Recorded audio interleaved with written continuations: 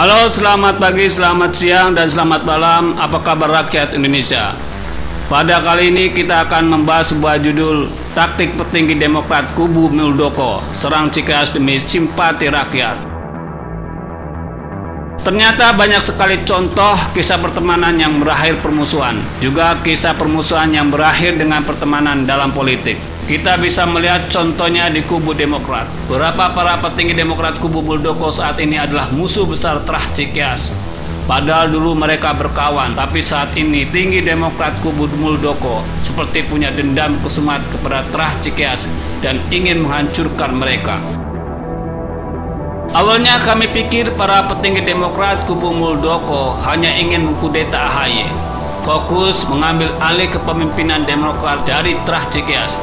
Tapi nampaknya tidak sekedar itu, mereka mungkin ingin menghancurkan Trah Cikeas, tapi juga bisa ini hanya taktik untuk menarik simpati rakyat agar Demokrat kubu Muldoko mendapatkan dukungan. Kami kembali menjelaskan bahwa kami betul-betul netral, tidak mendukung Demokrat kubu Muldoko maupun Demokrat kubu AHY. Siapapun yang nantinya resmi tercatat di Kemenkumham, kami tetap tidak akan mendukung Demokrat. Kami hanya ingin menyampaikan sebuah analisa yang menurut kami menarik dari apa yang dilakukan oleh petinggi Demokrat kubu Muldoko.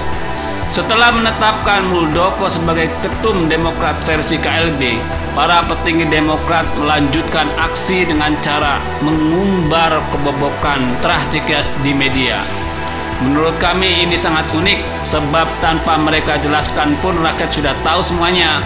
Selain itu, kenapa mereka baru bicara sekarang? Dan kenapa tidak bicara sejak dulu ketika awal-awal korupsi Hambalang terkuak?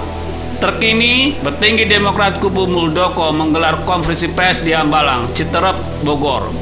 Alasan bertempat di Hambalang adalah karena dianggap merupakan simbol, merupakan bagian dari integral dari sejarah yang menentukan bagaimana Partai Demokrat hidup.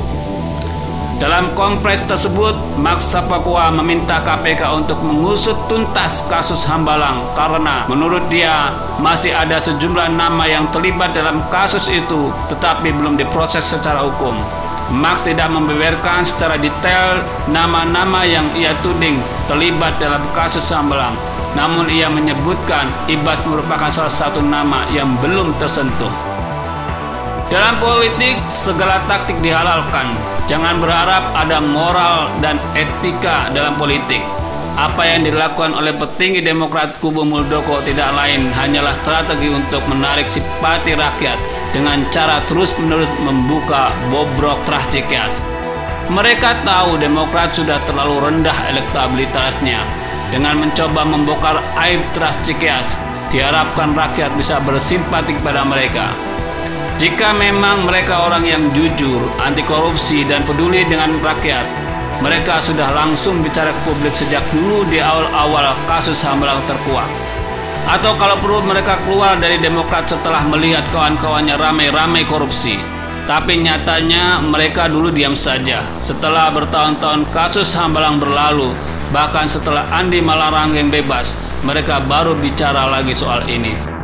Mereka sengaja memilih tempat konferensi di Hambalang, juga menuding Ibas terlibat dalam korupsi Hambalang, namun belum tersentuh.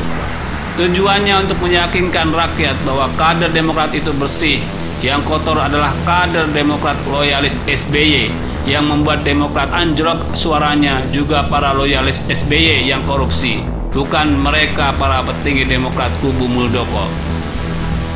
Max Sapakua juga hanya meminta KPK untuk mengusut tuntas kasus korupsi Hambalang karena masih ada yang belum tersentuh. Tujuan dari pernyataan ini sekedar membentuk opini publik bahwa keluarga SBY terlibat korupsi. Secara tidak langsung mereka akan menyebut keluarga SBY bobrok dan mereka tidak. Jika Mark Sapakua punya bukti bahwa Ibas terlibat kasus korupsi Hambalang, lebih baik serahkan bukti tersebut ke media. Tidak perlu menjelaskan hal ini di konferensi pers, sebab mayoritas rakyat Indonesia mungkin meyakini bahwa Ibas terlibat korupsi Hambalang. Hanya saja yang jadi persoalan adalah bukti. Dari dulu sampai sekarang KPK juga belum bisa membuktikan.